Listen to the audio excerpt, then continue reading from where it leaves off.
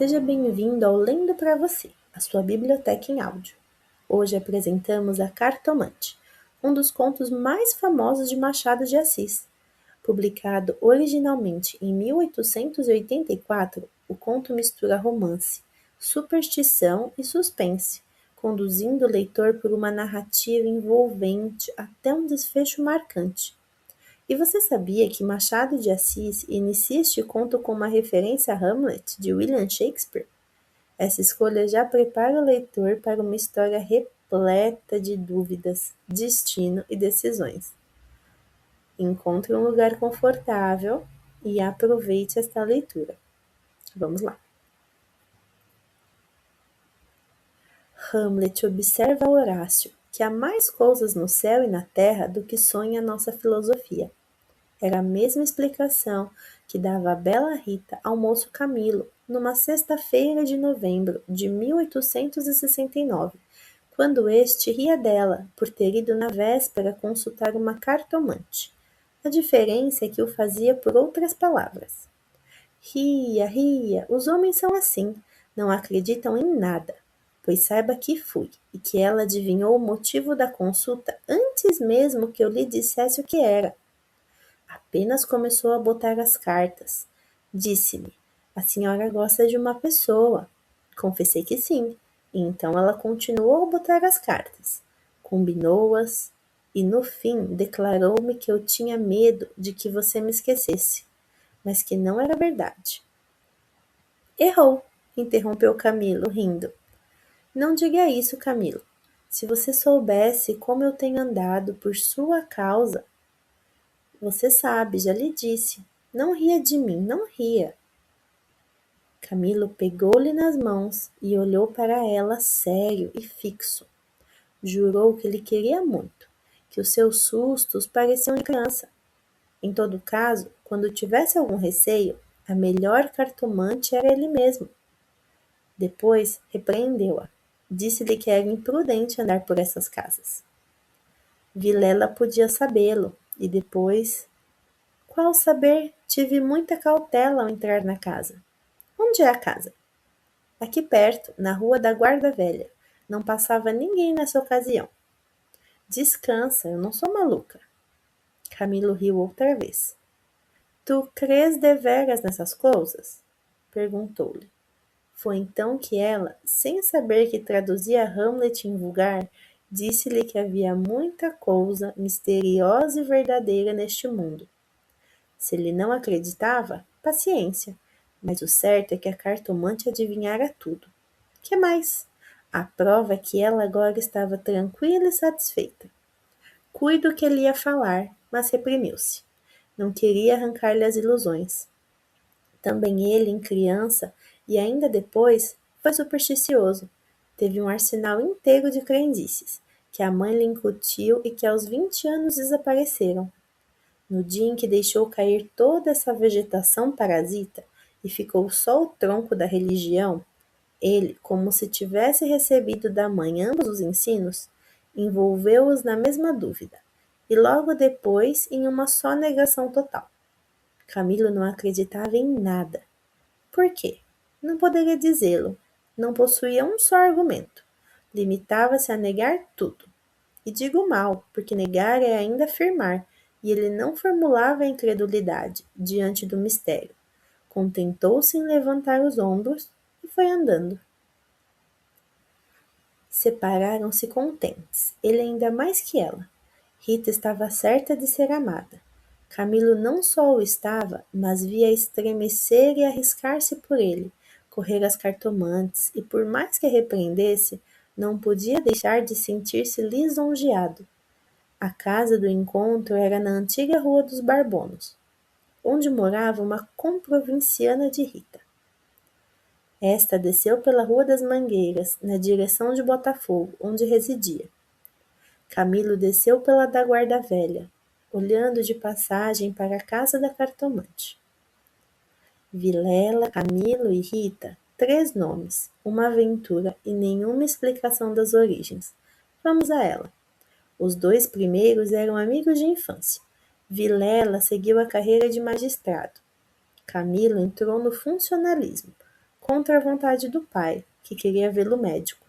Mas o pai morreu, e Camilo preferiu não ser nada, até que a mãe lhe arranjou um emprego público. No princípio de 1869, voltou Vilela da província, onde casara com uma dama formosa e tonta. Abandonou a magistratura e veio abrir banca de advogado. Camilo arranjou-lhe casa para os lados de Botafogo e foi a bordo recebê-lo. "É o senhor?" exclamou Rita, estendendo-lhe a mão. "Não imagina como meu marido é seu amigo. Falava sempre do senhor." Camilo e Vilela olharam-se com ternura. Eram amigos deveras. Depois, Camilo confessou de si para si que a mulher do Vilela não desmentia as cartas do marido. Realmente, era graciosa e viva nos gestos, olhos cálidos, boca fina e interrogativa. Era um pouco mais velha que ambos. Contava 30 anos. Vilela 29 e Camilo 26. Entretanto, o porte grave de Vilela fazia-o parecer mais velho que a mulher, enquanto Camilo era um ingênuo na vida moral e prática. Faltava-lhe tanto a ação do tempo como os óculos de cristal, que a natureza põe no berço de alguns para adiantar os anos. Nem experiência, nem intuição. Uniram-se os três. Convivência trouxe intimidade. Pouco depois morreu a mãe de Camilo, e nesse desastre que o foi, os dois mostraram-se grandes amigos dele. Vilela cuidou do enterro, dos sufrágios e do inventário. Rita tratou especialmente do coração, e ninguém o faria melhor. Como daí chegaram ao amor, não o soube ele nunca. A verdade é que gostava de passar as horas ao lado dela. Era sua enfermeira moral, quase uma irmã, mas principalmente era mulher e bonita. Odor de femina, eis o que ele aspirava nela, e em volta dela, para incorporá-lo em si próprio. Liam os mesmos livros, iam juntos a teatros e passeios. Camilo ensinou-lhe as damas e os xadrezes jogavam às noites. Ela mal. Ele, para lhe ser agradável, pouco menos mal. Até aí as coisas. Agora a ação da pessoa, os olhos teimosos de Rita, que procuravam muitas vezes os dele, e que os consultavam antes de o fazer ao marido, as mãos frias, as atitudes insólitas. Um dia, fazendo-lhe anos, recebeu de Vilela uma rica bengala de presente, e de Rita apenas um cartão com um vulgar cumprimento a lápis, e foi então que ele pôde ler no próprio coração. Não conseguia arrancar os olhos do bilhetinho. Palavras vulgares, mas há vulgaridades sublimes, ou pelo menos deleitosas.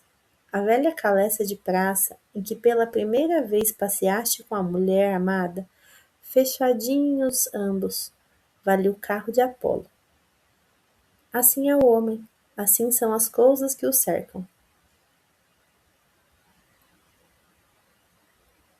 Camilo quis sinceramente fugir, mas já não pôde. Rita, como uma serpente, foi se acercando dele, envolveu-o todo, fez-lhe estalar os ossos num espasmo e pingou-lhe o veneno na boca. Ele ficou atordoado e subjugado. Vexame, sustos, remorsos, desejos, tudo sentiu de mistura. Mas a batalha foi curta e a vitória delirante. Adeus, escrúpulos! Não tardou que o sapato se acomodasse ao pé. E aí foram ambos, estrada fora, braços dados, pisando folgadamente por cima de ervas e pedregulhos, sem padecer nada mais que algumas saudades, quando estavam ausentes um do outro. A confiança e estima de Vilela continuavam a ser as mesmas. Um dia, porém, recebeu Camilo uma carta anônima, que lhe chamava imoral e pérfido, e dizia que a aventura era sabida de todos. Camilo teve medo e, para desviar as suspeitas, começou a rarear as visitas à casa de Vilela. Este notou-lhe as ausências. Camilo respondeu que o motivo era uma paixão frívola de rapaz. Candura gerou astúcia. As ausências prolongaram-se e as visitas cessaram inteiramente. Pode ser que entrasse também nisso um pouco de amor próprio, uma intenção de diminuir os obséquios do marido para tornar menos dura a aleivosia do ato. Foi por esse tempo que Rita, desconfiada e medrosa, correu à cartomante para consultá-la sobre a verdadeira causa do procedimento de Camilo. Vimos que a cartomante restituiu-lhe a confiança e que o rapaz repreendeu-a por ter feito o que fez. Correram ainda algumas semanas. Camilo recebeu mais 2 ou 3 cartas anônimas, tão apaixonadas que não podiam ser advertência da virtude, mas despeito de algum pretendente. Tal foi a opinião de Rita, que, por outras palavras mal compostas, formulou este pensamento: a virtude é preguiçosa e avara, não gasta tempo nem papel. Só o interesse é ativo e pródigo. Nem por isso Camilo ficou mais sossegado. Temia que o anônimo fosse ter com Vilela, e a catástrofe viria então sem remédio. Rita concordou que era possível. Bem, disse ela, eu levo os sobrescritos para comparar a letra com as das cartas que lá apareceram. Se alguma for igual, guardo-a e rasgo-a. Nenhuma apareceu, mas daí a algum tempo Vilela começou a mostrar-se sombrio, falando pouco, como desconfiado. Rita deu-se pressa em dizê-lo ao outro, e sobre isso deliberaram. A opinião dela é que Camilo devia tornar à casa deles, tatear o marido e pode ser até que lhe ouvisse a confidência de algum negócio particular. Camilo divergia. Aparecer depois de tantos meses era confirmar a suspeita ou denúncia. Mais valia acautelarem-se, sacrificando-se por algumas semanas. Combinaram os meios de se corresponderem, em caso de necessidade, e separaram-se com lágrimas. No dia seguinte, estando na repartição, recebeu Camilo este bilhete de Vilela. Vem já à nossa casa. Preciso falar-te sem demora. Era mais de meio-dia. Camilo saiu logo na rua. Advertiu que teria sido mais natural chamá-lo ao escritório, porque em casa. Tudo indicava matéria especial, e a letra, fosse realidade ou ilusão, afigurou-se-lhe trêmula. Ele combinou todas essas coisas com a notícia da véspera. Vem já à nossa casa. Preciso falar-te sem demora, repetia ele com os olhos no papel. Imaginariamente viu a ponta da orelha de um drama. Rita subjugada e lacrimosa, Vilela indignado, pegando da pena e escrevendo o bilhete, certo de que ele acudiria e esperando-o para matá-lo. Camilo estremeceu, tinha medo. Depois sorriu amarelo. Em todo caso, repugnava-lhe a ideia de recuar, e foi andando. De caminho, lembrou-se de ir à casa. Podia achar algum recado de Rita, que lhe explicasse tudo.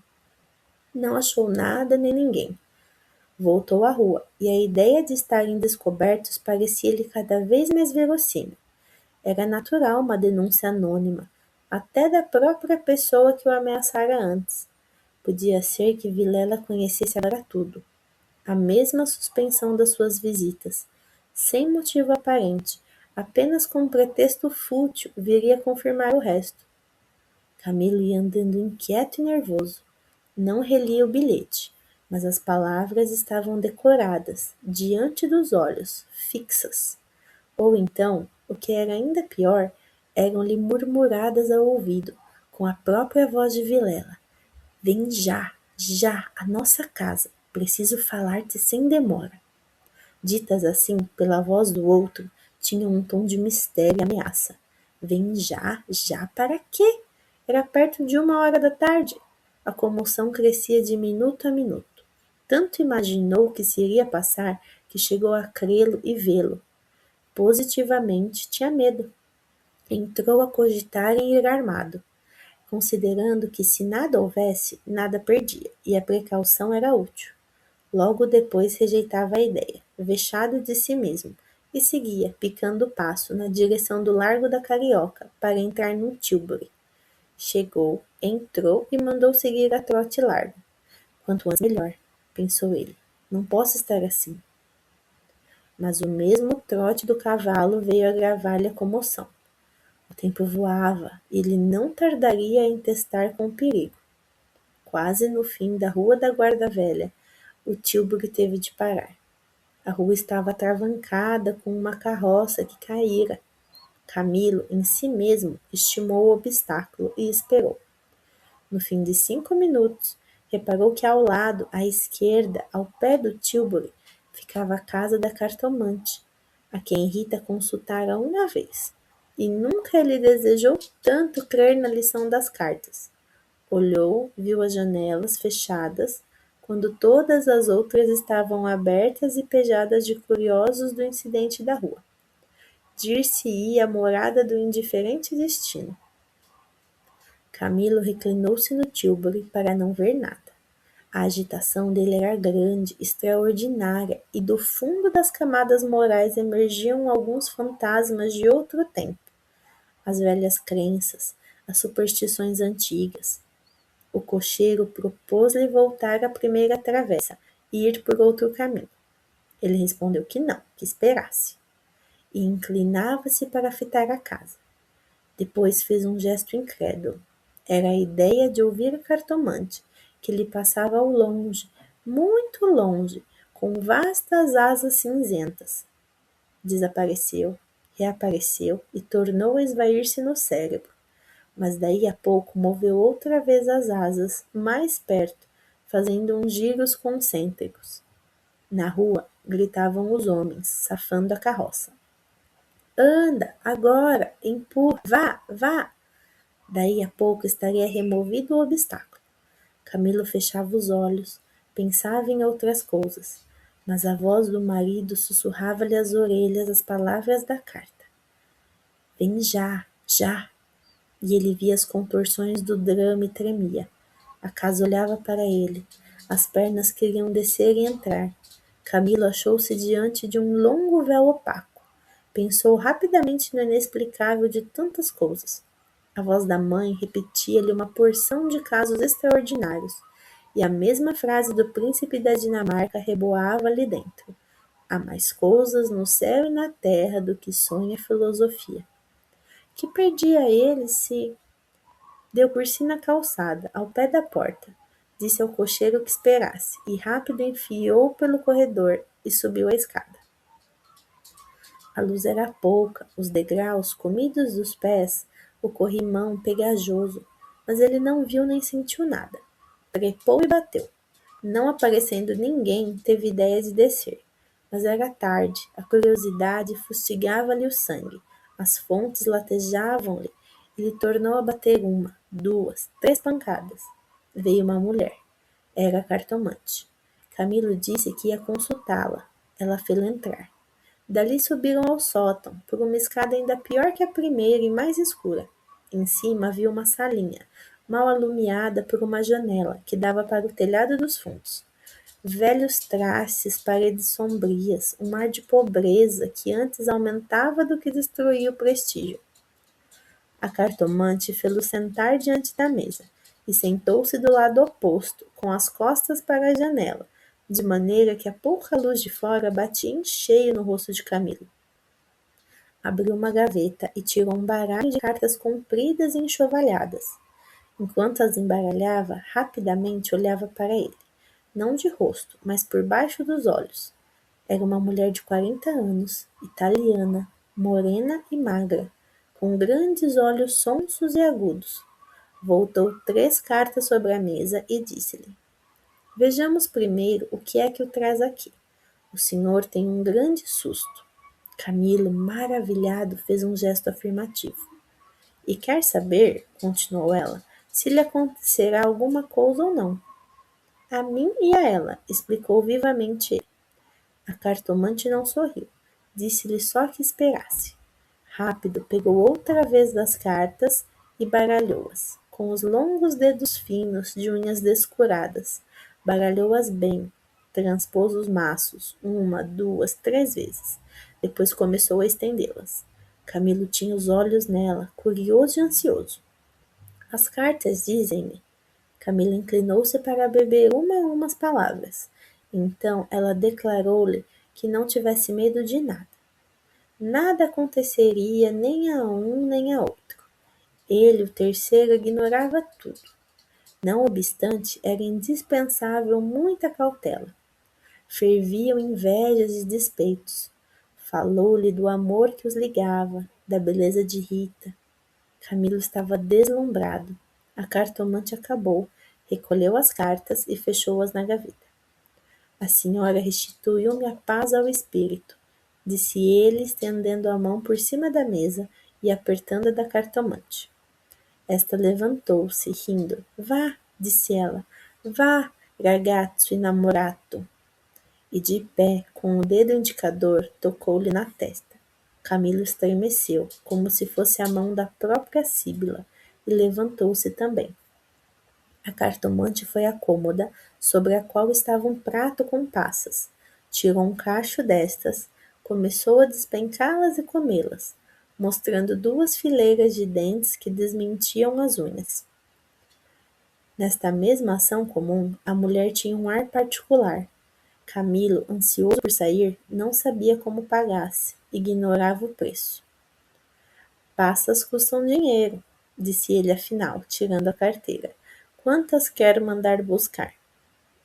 Pergunte ao seu coração, respondeu ela. Camilo tirou uma nota de 10.000 réis e deu-lhe. Os olhos da cartomante fuzilaram. O preço usual era 2.000 réis. Vejo bem que o senhor gosta muito dela. E faz bem. Ela gosta muito do senhor. Vá, vá tranquilo. Olha a escada, escura. Põe o chapéu. A cartomante tinha já guardado a nota na algibeira e descia com ele, falando com um leve sotaque. Camilo despediu-se dela embaixo e desceu a escada que levava à rua, enquanto a cartomante, alegre com a paga, tornava acima, cantarolando uma barcarola. Camilo achou o tílburi esperando. A rua estava livre. Entrou e seguiu a trote largo. Tudo lhe parecia agora melhor. As outras coisas traziam outro aspecto. O céu estava límpido e as caras joviais. Chegou a rir dos seus receios, que chamou pueris. Recordou os termos da carta de Vilela e reconheceu que eram íntimos e familiares. Onde é que ele lhe descobrira a ameaça? Advertiu também que eram urgentes e que fizera mal em demorar-se tanto. Podia ser algum negócio grave e gravíssimo. Vamos, vamos depressa, repetia ele ao cocheiro. E consigo, para explicar a demora ao amigo, me engenhou qualquer coisa. Parece que formou também o plano de aproveitar o incidente para tornar a antiga assiduidade. De volta com os planos, reboavam-lhe na alma as palavras da cartomante. Em verdade, ela adivinhara o objeto da consulta, o estado dele, a existência de um terceiro. Por que não adivinharia o resto? O presente que se ignora vale o futuro. Era assim, lentas e contínuas, que as velhas crenças do rapaz iam tornando ao de cima, e o mistério empolgava-o com as unhas de ferro. Às vezes queria rir e ria de si mesmo, algo vexado, mas a mulher, as cartas, as palavras secas e afirmativas, a exortação, vá, vá, ragazzo innamorato, e no fim, ao longe, a barcarola da despedida, lenta e graciosa, tais eram os elementos recentes que formavam com os antigos uma fé nova e vivaz. A verdade é que o coração ia alegre e impaciente, pensando nas horas felizes de outrora e nas que haviam de vir. Ao passar pela glória, Camilo olhou para o mar, estendeu os olhos para fora, até onde a água e o céu dão um abraço infinito, e teve assim uma sensação do futuro, longo, longo, interminável. Daí a pouco chegou à casa de Vilela. Apeou-se, empurrou a porta de ferro do jardim e entrou. A casa estava silenciosa. Subiu 6 degraus de pedra e mal teve tempo de bater, a porta abriu-se e apareceu-lhe Vilela. Desculpa, não pude vir mais cedo. O que há? Vilela não lhe respondeu. Tinha as feições decompostas. Fez-lhe sinal e foram para uma saleta interior. Entrando, Camilo não pôde sufocar um grito de terror. Ao fundo, sobre o canapé, estava Rita, morta e ensanguentada.